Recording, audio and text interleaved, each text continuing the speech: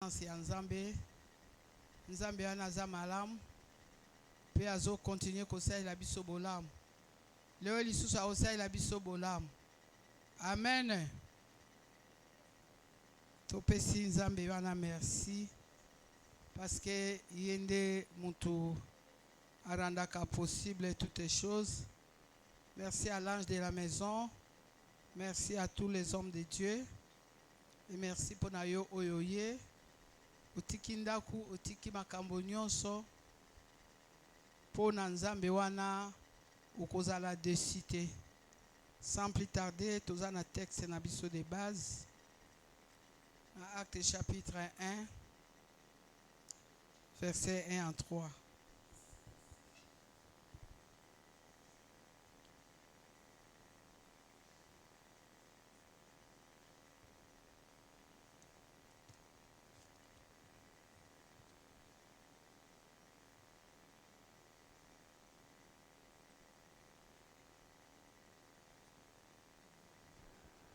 Actes des apôtres, chapitre 1, verset 1 à 3.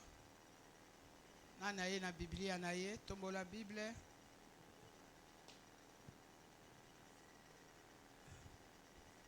Merci ma soeur. Tumoko kaka ye na Bible. Merci maman Jackie, merci pasteur. Et les jeunes. Les 10 commandements, les ados. Bien aimé, nazo exhorté na bisonyo soto zala na ba Bible. Tobo ite ba Bible ya téléphone. Mais ça là est fort au somba Biblia. Téléphone ekoko zala ezali lobat. Mais soko za na Biblia ya mukanda okoyeba kotanga. Téléphone ekoki pe kokoya bakoki pe koyiba yango. Le temps osomba mususu. Est-ce que kotanga Biblia te? Amen. Milobela yo moko na kosomba Bible. Loba na kosomba Bible avant fin avril. Nani aza na volonté wana? Soki ozali na bonne volonté, Bible ezali kaka $10. Et soki totali ba carte ototiaka kaka ba $1 wana, tu fais à moi, okolekisa même $10. Zalaka na volonté wana, ose privé na biloko mususu, pe osombi Bible ekosunga yo makasi. Bible eza eloba na Nzambe. Bien aimé, lelo tozoloba makambo ezali ebele na mokili. Soki otangaka Bible te, akoya kokosa yo. Mais soko ozali motangi ya liloba ya Nzambe, mutu akokosa yo te. Yesu ye moko azalaki mwana ya Nzambe. Mais Satan ayaki. Ayelaki ye bambongo te, mais ayelaki ye que il est écrit ekomama. Amen. Mais lokola Yesu ye moko azalaki liloba, maloba wana ezalaki kati na ye, ayebisaki pe il est aussi écrit ekomama pe. Bien aimé, eza mutu ya mingi biso tozali tozoloba wa, tozali une expérience à cause ya méditation ya parole epambola biso pe lelo oyo na lisungi ya nkolo na grâce ya Nzambe toyebi makoma mususu biloko mususu bakoteya yo te, mais yo moko na étude biblique personnelle otangi pe ozwi réponse. Mama kamususu kotala ba vie ya bato na kati na Biblia oyo eleka lero tali yango o comparer na problème na lobi te. Ya ye kuteleki. Ekomema yo adorer Nzambe, ekomema ozali na confiance na Nzambe. Ekomema loba lisusu Nzambe oyo asalaki na ndeko na biso boye azape capable asala yangai, parce que la Bible nous dit il est le même hier, aujourd'hui et éternellement. Betela Yesu maboko. Totangi na pasteur Bena. Autant que la biso na deux versions différentes. Actes chapitre 1er, versets 1 à 3. Théophile, j'ai parlé dans mon premier livre de tout ce que Jésus a commencé de faire et d'enseigner dès les commencements, jusqu'au jour où il fut enlevé au ciel, après avoir donné ses ordres par le Saint-Esprit aux apôtres qu'il avait choisis. Après qu'il y souffert, il leur apparut vivant et leur en donna plusieurs preuves, en montra à eux pendant 40 jours et parlant de choses qui concernent le royaume de Dieu.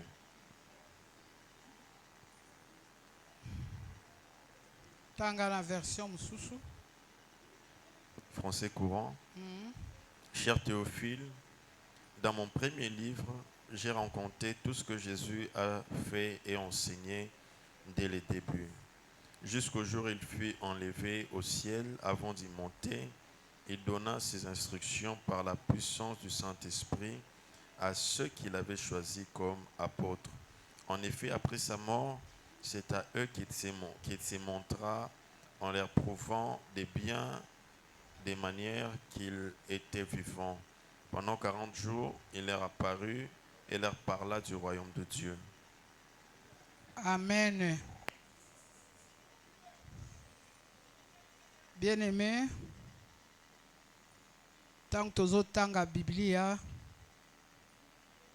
nakozongela makambo susu te parce que bayebisaki biso dimanche passé nani oyo akomaki livre oyo ekomamaka na Luc oyo azalaki moko na bantoma ya Yesu Kristu, azalaki pe munganga docteur, et lettre oyo azali ko adressé yango na Théophile, et tanga azol adressé na Théophile lelo ezali po na ngai na yo. Na verset 1 à l'obi, j'ai parlé dans mon premier livre de tout ce que Jésus a commencé de faire et enseigner dès le commencement. Na livre à liboso azolobake na lobaki makambo nyonso banda ebandeli ndenge Yesu, makambo Yesu abandaki kosala, makambo Yesu ateyaki banda ebandeli ti na mokolo oyo ye anetolamaki na likolo. Na nsima ya kopesa ordre wana ezali na verset 2, par le Saint-Esprit aux apôtres qu'il avait choisis. Après qu'il eut souffert, na nsima na ye konyokwama, il leur apparut vivant. Amimonisaki epai na bango na bomoi, et leur en donna plusieurs preuves. Alakisaki bango après lisekwa na ye, alakisaki bango ba preuve que azalaki na bomoi pendant 40 jours. Bien-aimé, tant on a médité, le Saint-Esprit m'a dit de parler un peu aux enfants de Dieu, makambo oya 40 jours. Léo tomoni ekoma, je ne sais pas, coutume ekoma nini, okomona bato soki mutu akufi 40 jours après, basalaka feti, bamususu bansenya bango ke non l'air mutu akufi mikolo wana azali nano awa na se 40 jours nde akomata. Et tozomona 40 jours oyo Jésus asalaki ezali te ke bato nyonso bakokufa bakosala musala oyo Yesu asalaki pendant 40 jours. Na nsima na kosekwa na ye akufi asekwi, akendeki directement te, azalaki enlevé te directement, azalaki sous na bapôtre, amimonisaki kati na bango, atindaki bango mitindo ya kote ya sango malamu, alatisaki bango na nguya na pouvoir pe autorité, et aprende amataki. Ezali lolenge moko na biso bato te oyo soki okufi, la Bible déclare il est réservé aux hommes de mourir une seule fois, après quoi vient le jugement. Yo mo Kristo tango okufi ozokende na paradis, esika ya bopemi lieu de repos pona kozela enlèvement. Mais mon pagano soki akufi azokende na lieu de tourment. Esika wapi bazo nyokola ye, esika wapi bakoki kozwa elongi na ye bake kotalisa yango na bato mosusu, esika wapi azosala misala bazobeta avant que lifelo eya ye azali nanu kosala aza na lieu de tourment. Donc biso ba Christou, nous sommes privilégiés même après liwa na biso soki mo Christ akufi azali na lieu à repos.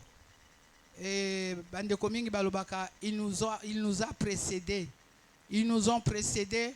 Bandeko bakufi ba précédé biso po biso pe to kolanda bango. Amen. Amen. Et c'est au sosoli wana ezali mateya na biso ya lelo te. Et parlant des choses qui concernent les royaumes de Dieu. À part misala oyo Yesu asalaki, l'œuvre de Jésus après la résurrection, balobi ke Yesu alobelaki bantoma, ateyaki bango, a enseignaki bango na makambo oyo etali les royaumes de Dieu. Okonzi ya likolo. Alléluia. Alléluia. Et c'est aux aliawa. Quelque part, na réfléchissaki un peu. Pourquoi Yesu alobela ki bango? Ce qui totali na Jean 14. Ba technicien ba kotie la biso. Jean chapitre 14.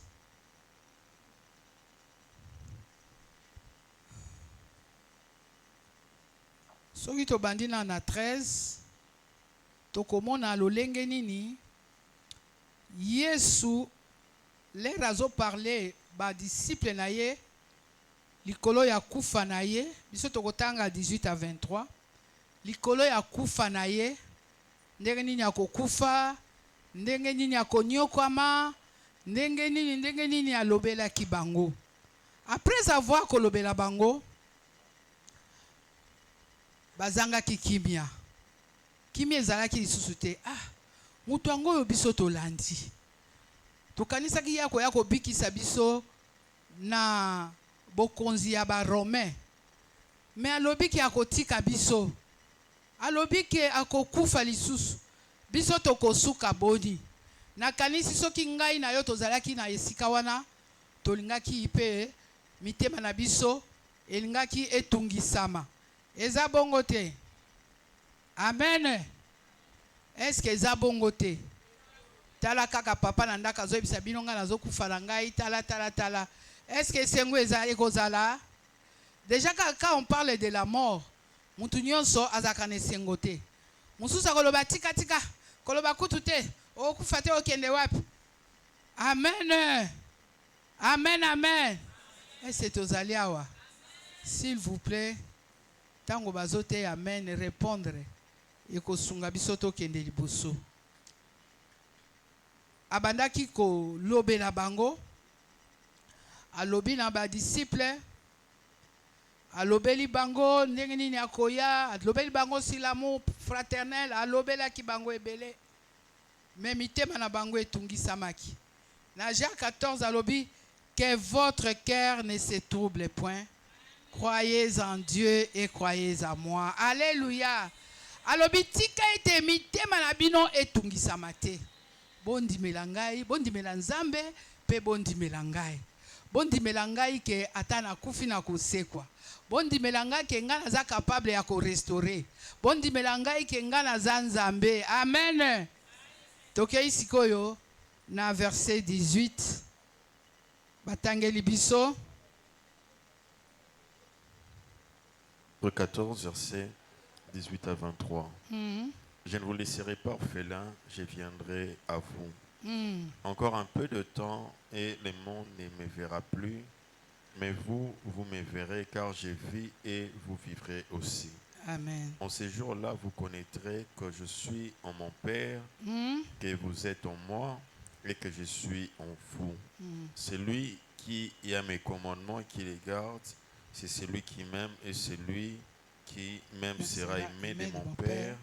Je l'aimerai et je ferai connaître et je me ferai connaître à lui. Jude, non pas l'Iscariote, lui dit, Seigneur, d'où vient que tu te feras connaître à nous et non au monde?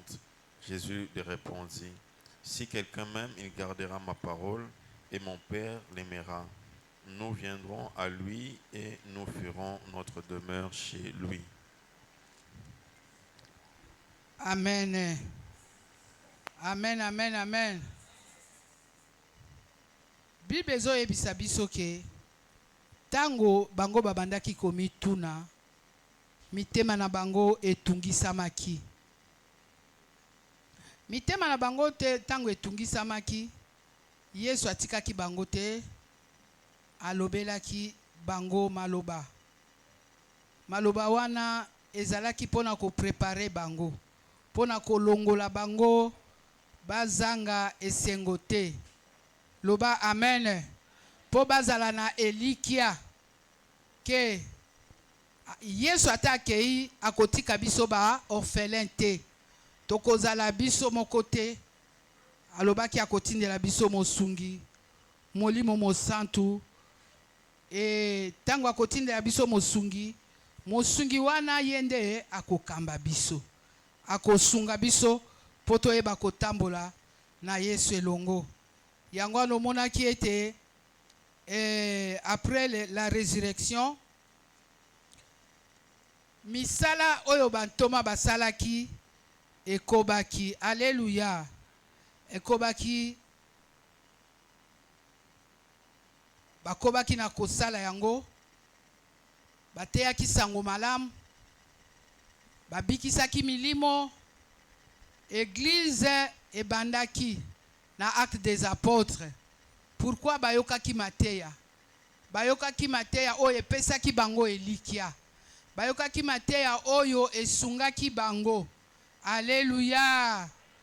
Bakanisaki lelo Yesu akufi, asekwi esili, akokende me esila kite. Luyebisa ndeko no lobi nanu esili te. Tala e bien loba nanu esili te. Amen. Makambu mususu ezobanda. Amen. Yango wana tango totangi na mukanda oyo ya Actes des Apôtres chapitre 1 verset 1 à 3. Dans verset 3 l'obiete abandaki kote ya bango 40 jours. Ateyaki ba disciple koyebisa bango makambu sur le royaume des cieux. Makambu nini? Alléluia. Makambu nini ekoyela bango? Pierre atunaki, biso totiki nyonso, tolandi yo Yesu, me yebisa biso eloko nini tokozwa? Amonaki kleta lobi muto ebanda bandai kote ya biso tato yo toyebi te, tozolanda ye toyebi te nini akokoma lobi po tozo comprendre esu mateya na ete. Me Yesu atalaki ye koma yebaki makanisi na mutu, amonaki papa oyo découragement elingaki kozwa ye, alobi te pona ekeke oyo okozwa ebele, pona okozwa mususu ebele koleka na ekeke oyo ekoya. Alléluia. Pona koloba ke makambu nyonso ekosila awa te. Na mikolo oyo biso toza na se toko vivre éternellement te. Il y a des choses que Dieu a préparées pour nous.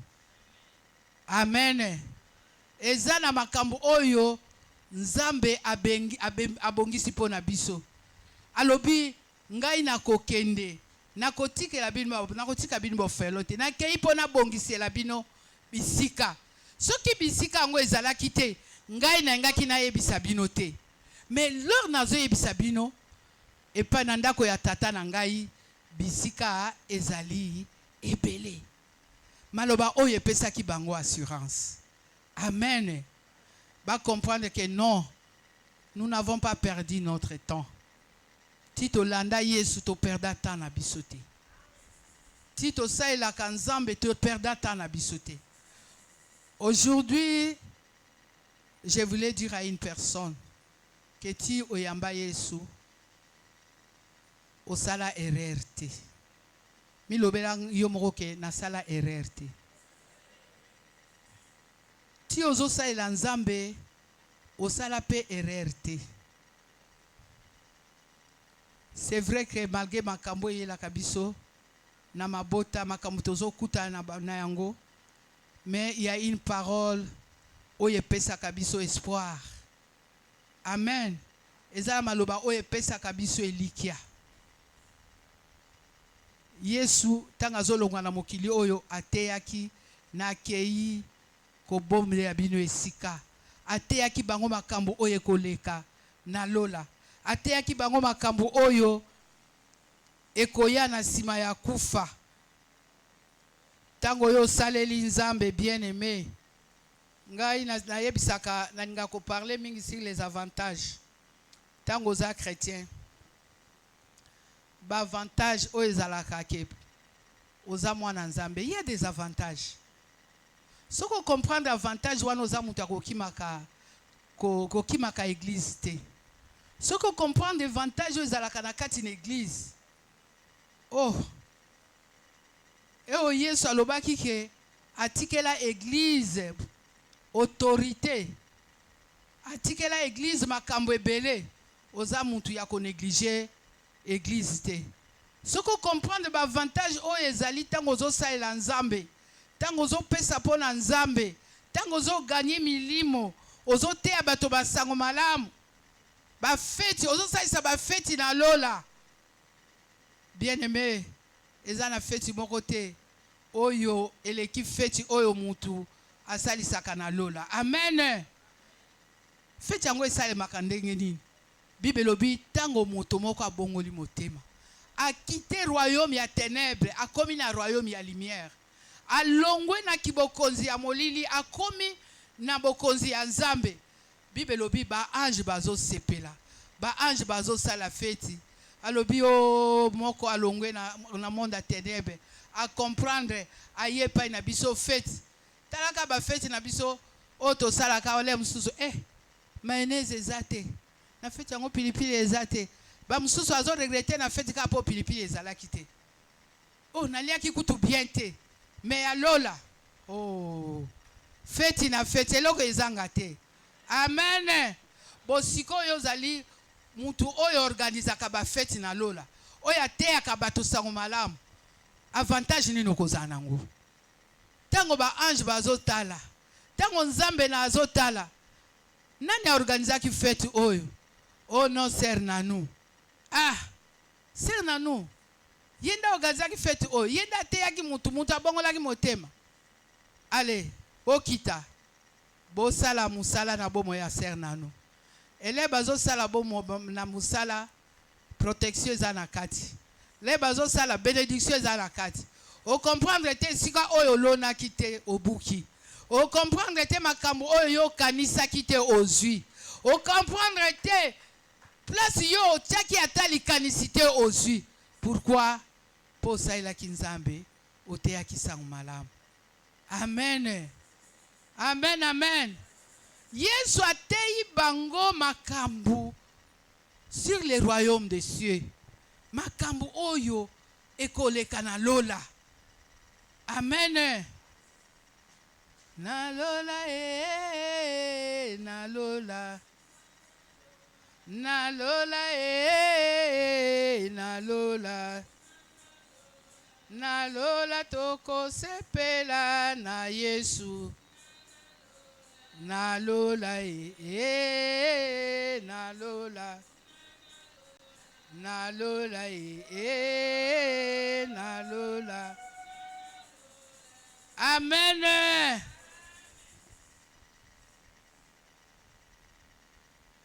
To se distraite na makambo ya mukili oyo. Yesu alobi na oya seto kozwa. Mais sengo na biso ezali na oyo oya bombeli biso ya mingi. Parce que oyo ya seto kozwa ezaka pour un temps. Ata babe supesi 120 ans. Ata bapesi 200 ans. Okokisi yango.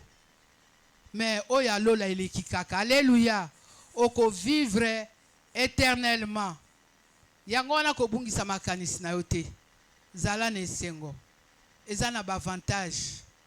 Ntango natangaka livre ya Ephésiens nakolinga totanga yango buke. Ephésiens chapitre 1 komona makambo oyo ekomelaka biso ntango toye kati na Yesu. Nakosepela lero ozozonga na ndaku ata na telefone koma verset oyo, koma chapitre oyo, Ephésiens chapitre 1. Koma yango bien, tanga yango, tangulula yango lisusu. Ngata unatanga yango epesa nga esengo.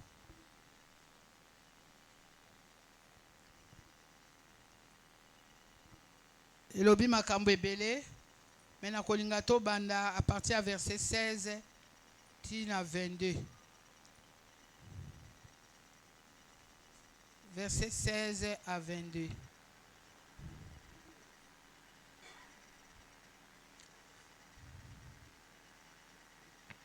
Passer au Tangeli Bisso. Ephésiens chapitre 1er, verset 16 à 22. Je ne cesse de rendre grâce pour vous, faisant mention de vous dans mes prières, afin que le Dieu de notre Seigneur Jésus-Christ, le Père de gloire, vous donne un esprit de sagesse et de révélation dans sa connaissance, et qu'il illumine les yeux de votre cœur pour que vous sachiez quelle est l'espérance qui s'attache à son appel, quelle est la richesse de la gloire de son héritage qu'il réserve aux saints, et quelle est envers nous qui croyons l'infinie grandeur de sa puissance, se manifestant avec efficacité par la vertu de sa force.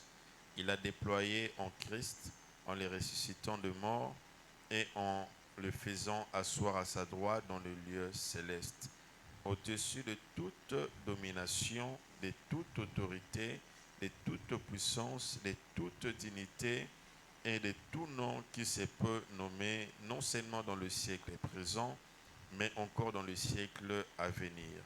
Il a tout mis sous ses pieds et il a donné pour chef suprême à l'Église. Et nous pouvons acclamer la parole de Dieu. Betela liloba na Nzambe maboko. Na kolinga to telema to tanga parole oyo. S'il vous plaît, télémi.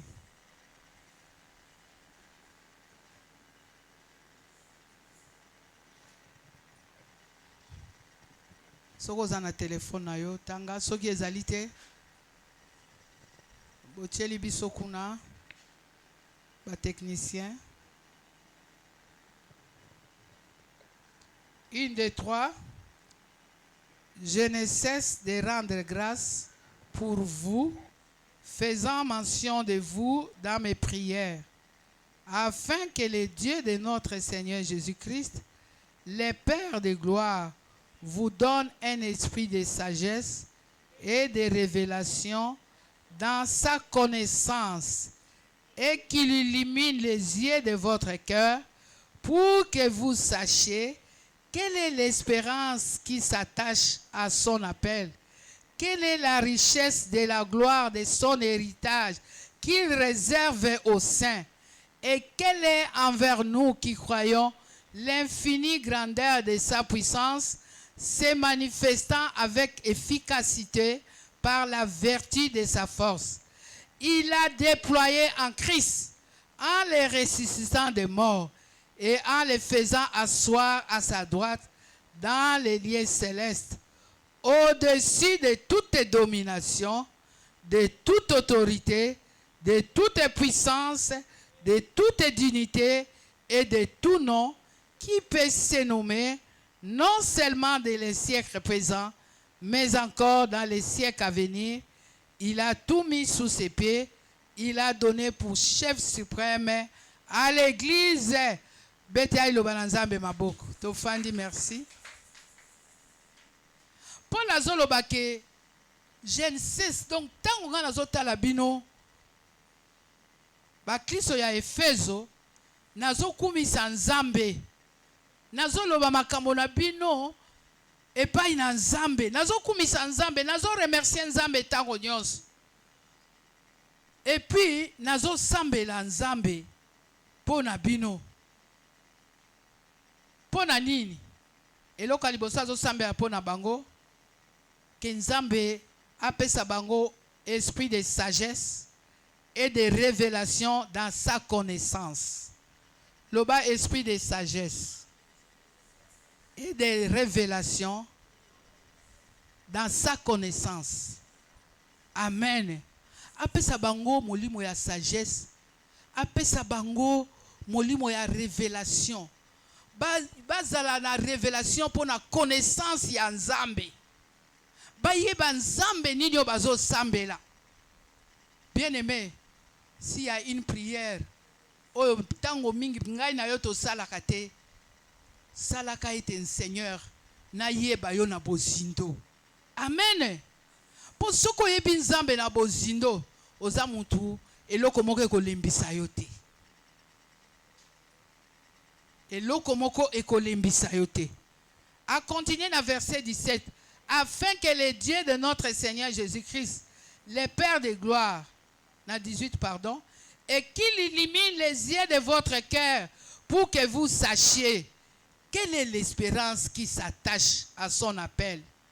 Quelle est la richesse de la gloire de son héritage qu'il réserve aux saints. Amen. Alongola miso na bino ya bomoto. Alongola miso na pona miso ya bomoto bien aimé. So tozotala makambo ngo zoloba te. Impossible ko salema te. Mais Thomas Paulo abondela kite. Nzambe alongola bango miso ya bomoto. Apesa bango miso ya molimo. Pona nini ba comprendre bien aimé. Ba comprendre loko nini espérance. Elikia Oezali ko s'attacher à son appel. Quelle est la richesse de sa gloire, de son héritage qui réserve aux saints. Oyeba makambo nini onzamba bombela yo. Bien aimé, ce qu'on a un esprit à révélation te. Oko comprendre te. Oko saïla nzamba avec négligence. Oko yeba te pourquoi tu es en Christ. Et quand je suis en Christ, makambo nini comme elingai. Alléluia. Nazali susu muto lokola bato nyonso te. Ata makambo elingai eyeli bato nyonso mais mon cas est différent. Quand nanga ezali différent. Liloba oyo nakendeki nango. Quand on m'avait annoncé que non nazana cancer ya sein. Ata okei bakokata libele bakosala boye. D'ailleurs mingi bakufaka. Et ceux qui au kebite makambe bele bele menga na zwaki kaka lilobonga bi mon cas est différent. Ceux qui ba musu bakufa mais mon cas est différent. Na mata nango avion na bopito bisika nyonso nazai ko kende nazai ko lobake mon cas est différent. Ya solo makambango bato bazokufa nango. Mais oyanga est différent. Parce que je sais qui je suis. Qui je suis en Christ. Mukolomoko moi makanisie kei ya bomoto. Nayoke sengwelinge sila. Vers 2 heures du matin, je me suis levé. Nabandi koyemba. Nabandi koyemba, je suis qui je suis en Christ. Alléluia. Yango nazo exhorter ndeko yebaka pe koyemba. Kotala ka ba yembi te. Amen. Banzembo oyo esungaka biso. Na bandi koyemba qui je suis en Christ. Et tant on a yembi na yoke sengezongi na bandi ko bondela na kumisi Nzambe. Kolinga te mawa elata yo. Kolinga te kobanga elata yo. Miyeba nani ozali. En Christ makambo nini ekomeli yo. À part les salis, dans les salis, oyozuna katina Yesu, makambo ebele, lobiko ezali, guérison ezali, makambo ebele ezali kati na Yesu wana. À part les salis, yebake na lola Yesu akenda abongisela biso esika. Alléluia. Alobike soki makambo ngana zo ebisa bino, ezalaki tembe ngana lobite. Mais lokola na yebisi bino, boyeba ete na ndako ya tata nanga, ba demeure bisika ezali ebele. Il est avantageux pour vous que je m'en aille. nakei kofanda te. Nakei pona préparer bino esika. Esika avandi pe na loboko ya tata. Bible biso azali ko intercéder nuit et jour pour ngali na yo. Alléluia. Tango Satana yaka kofunda yo yekutu ndumba, yekutu asopa bazemi, bula, yekutu momeli masanga, yekutu lera kanda nzambe linge kita Yesu azobonde abi Yesu. Azobisa père nakufa kipona ye. Tala lisusu makila. Makila oetanga kiponga na somba ye. Malgré mabe na ye, nga natangisa ki makila. E balobi ke tango nzambe talaka croix ya Jésus ayokelaka biso mawa. Amen. Ekitisaka kanda na nzambe. Olie abeta yo, olie asala yo soki ndenge, olie aboma yo, mais azotikela yo lisusu temps. Lero kendaka osenga bolimbisi nzambe wana limbisaka yo. Est-ce que ça avantage te? Est-ce que ça avantage te? Bana nzambe tozali awa. Est-ce que ça avantage te? Amen. Combien de gens bakufa à cause de la culpabilité? Soka kanisi kaka mabe asala. Soka kanisi kaka makamuni ne komela ye. Alobi non, non, non, non, non. Je ne mérite même pas le pardon de Dieu. Je ne mérite même pas. Mais yo soko kanisi kaka ikulusi ya Yesu matanga itangaki. Alobi, si tu confesses tes péchés devant moi, je suis fidèle et juste pour te pardonner et pour te purifier de toute iniquité. Aux yeux assurance, alléluia, sur le pardon. Est-ce que ça avantage? Amen. Yangwana iloko ni nezo lembisa yo bien-aimé.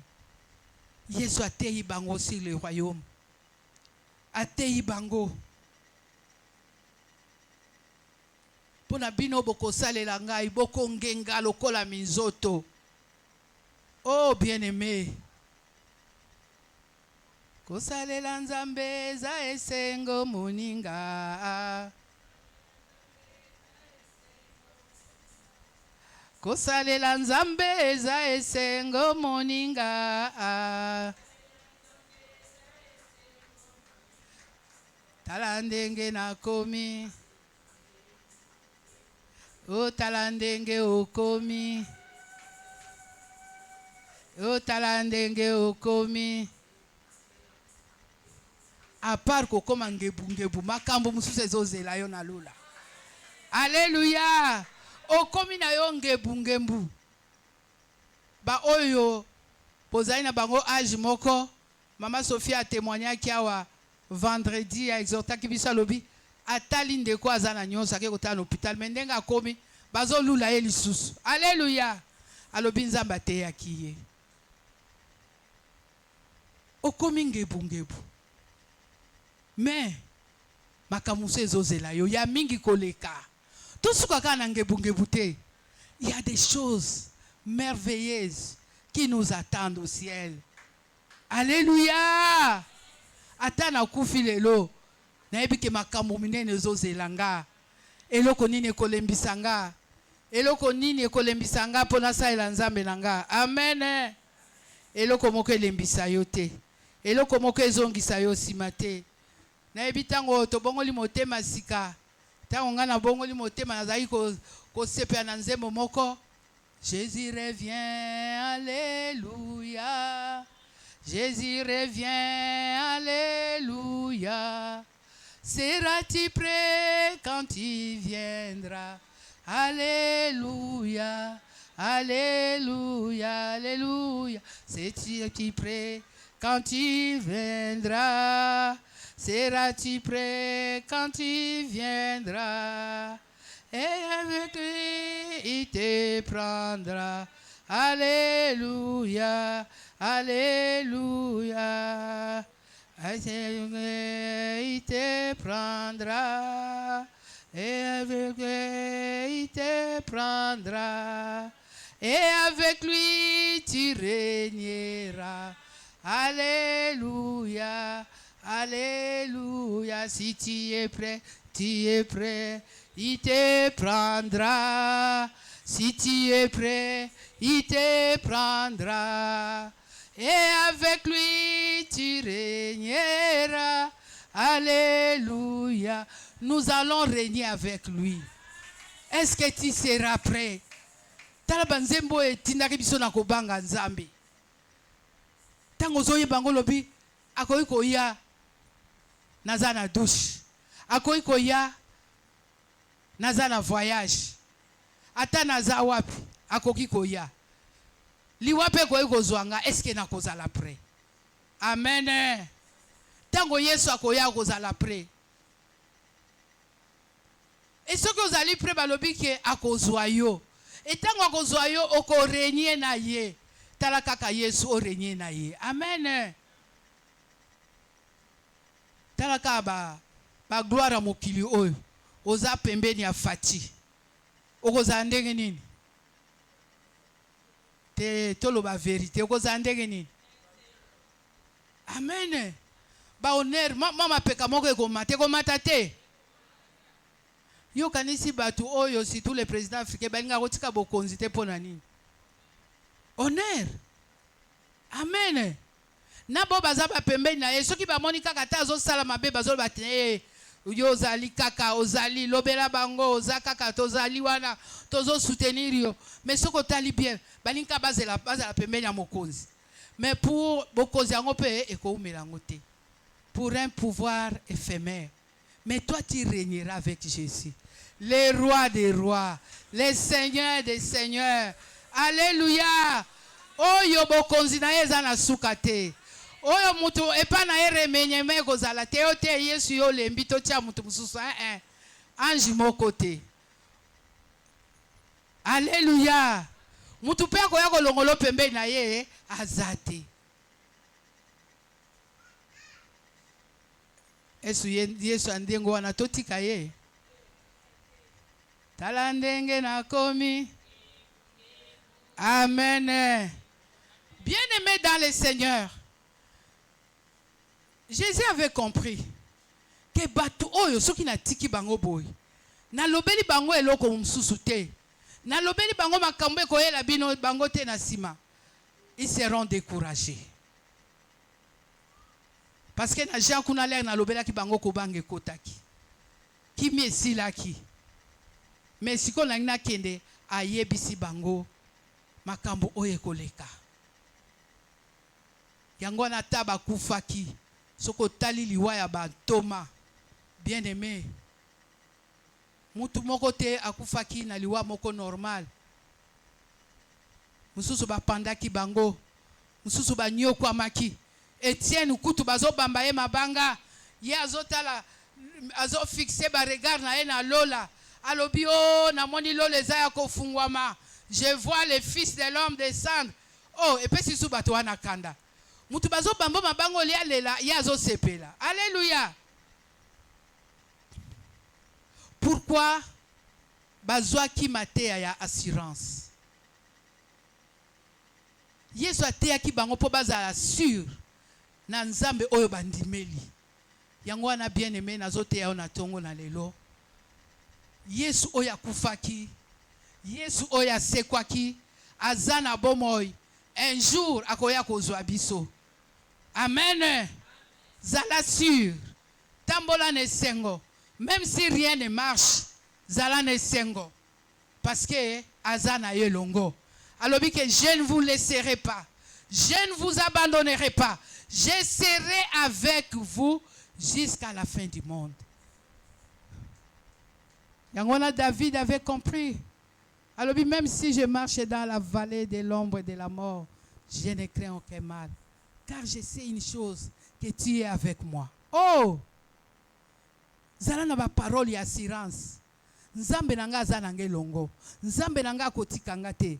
Ye moka lobaki akobwaka ngate. Eloko moke lembisa ngate.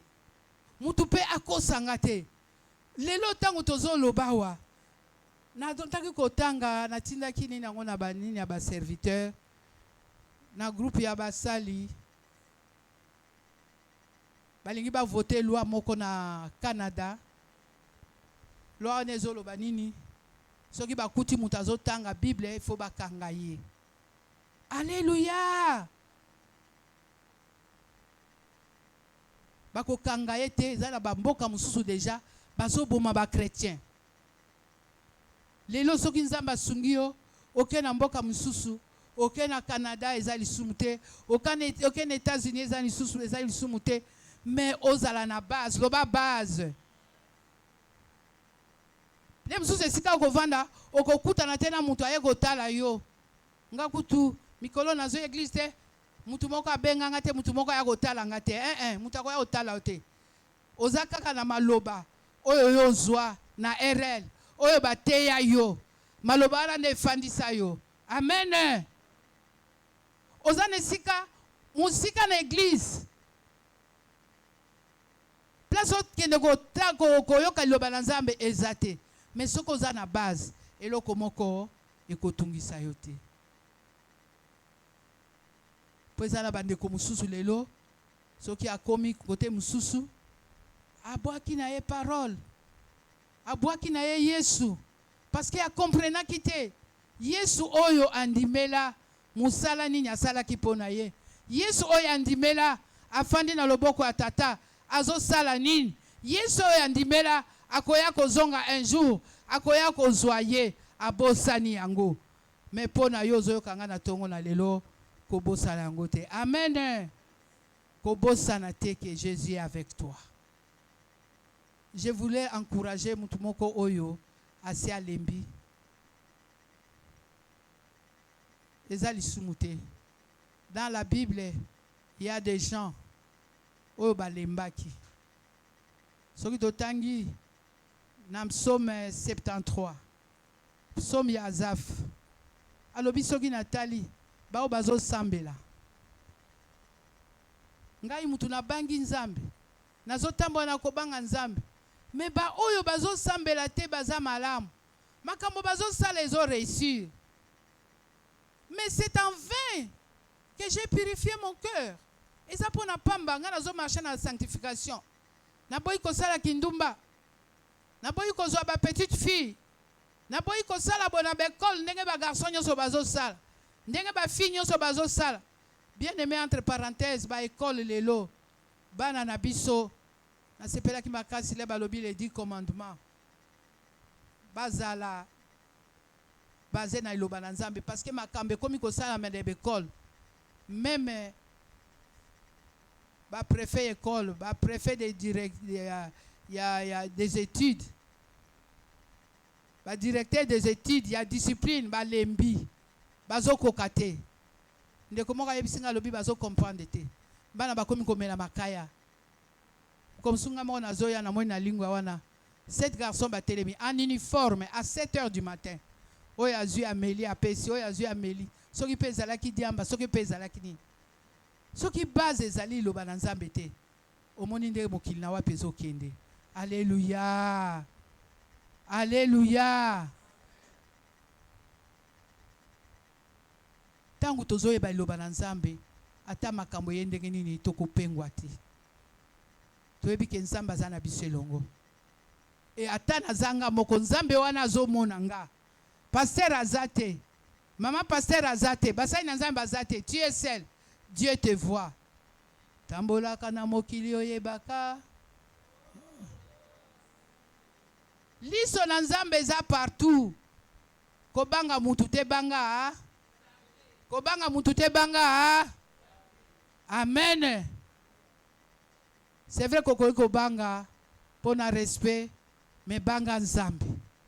Parce que Nzambe a la capacité à koboma na corps na âme na yo. Nzambe wana zomona nyonso lekaka. Même les pensées les plus profondes Nzambe azomona. Nzambe ayebi nyonso.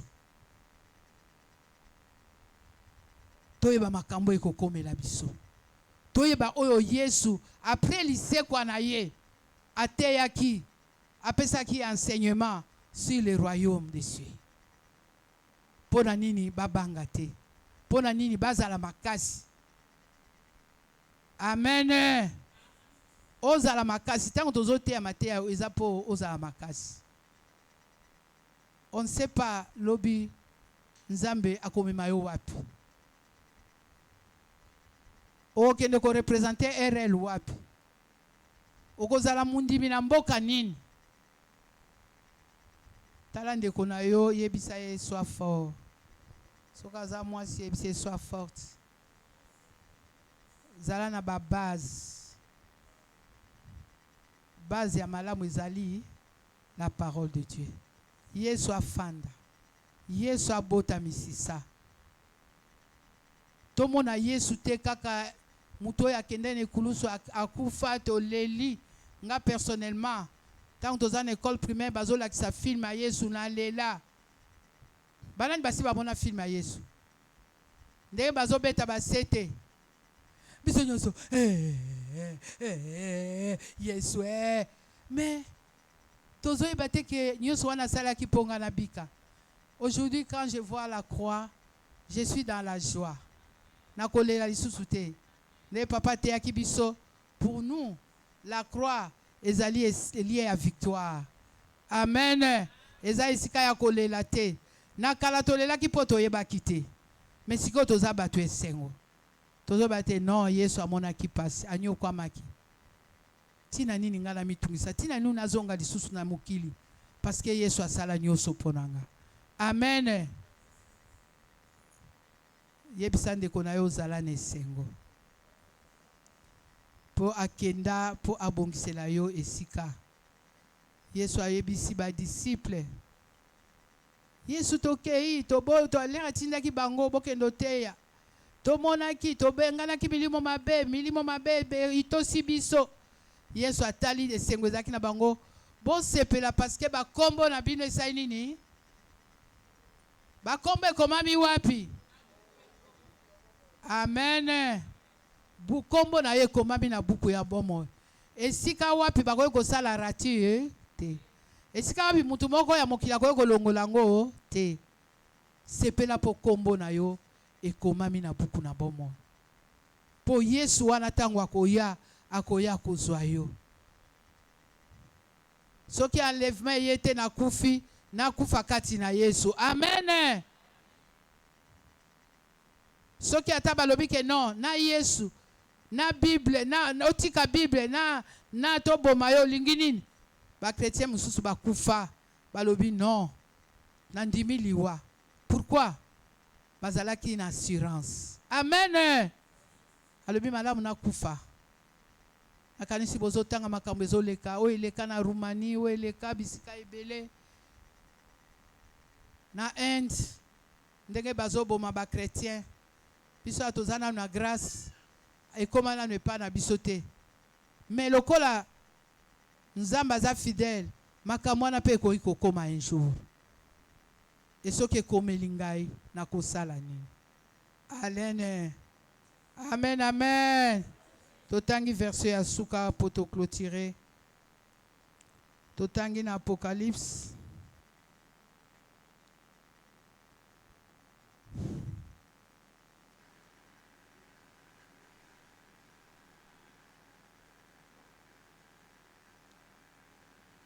Tokotanga na 1 Jean chapitre 3, 2 à 3. Après, totangi na Apocalypse 8, verset 21. 1 Jean chapitre 3, 2 à 3. Bien-aimés, nous sommes maintenant enfants de Dieu. Et ce que nous serons n'a pas encore été manifesté. Amen. Mais nous savons que lorsque cela sera manifesté, nous serons semblables à lui, parce que nous le verrons tel qu'il est. Amen.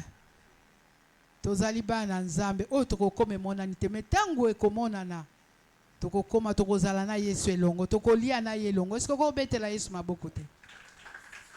Tokozala na Yesu wana elongo. Apocalypse chapitre 8.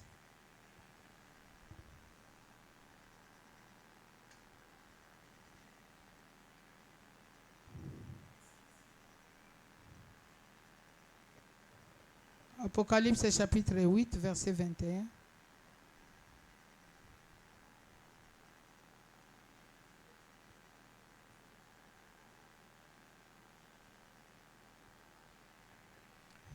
Apocalypse chapitre 8. Non, 3. C'est 3. Excusez. Apocalypse chapitre 3, verset 21. Hmm. C'est lui qui vaincra, je les Je ferai ferai asseoir avec moi sur mon trône, comme Comme moi moi, j'ai j'ai vaincu vaincu. et me suis assis avec mon Père sur son trône. Amen. Totelemi biso nyonso totangi verset oyo na nsima tobondeli. Tokomi na suka.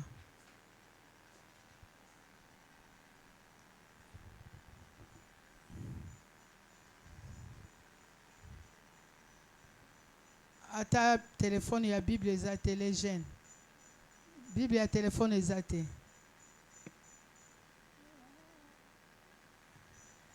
Toya na Bible. Siko bokotanga ndenge nini. Totangi bao bazali ya kofanda totelemi s'il vous plaît. C'est lui, une des trois, c'est lui qui vaincra, je le ferai asseoir avec moi sur mon trône, comme moi j'ai vaincu et me suis assis avec mon Père sur son trône. Alobi oya ko vaincre. C'est lui qui vaincra sera vêtu de blanc. Son nom restera dans les livres de vie et je confesserai son nom devant mon Père. Vie Jésus, alléluia, et je confesserai son nom devant les anges de Jésus. C'est lui qui vaincra sera vêtu de blanc. Son nom restera dans les livres de vie et je confesserai son nom devant mon Père, dit Jésus.